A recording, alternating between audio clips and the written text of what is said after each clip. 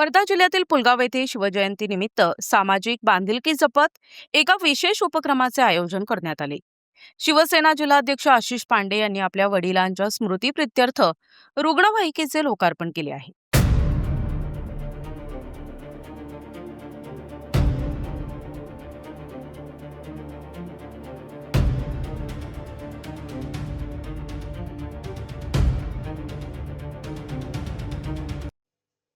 वर्धा जिल्हा उद्धव बाळासाहेब ठाकरे शिवसेना पक्षाच्या वतीने 6 मार्च 2026 रोजी शिवजयंतीनिमित्त विविध सामाजिक कार्यक्रमांचे आयोजन करण्यात आले होते.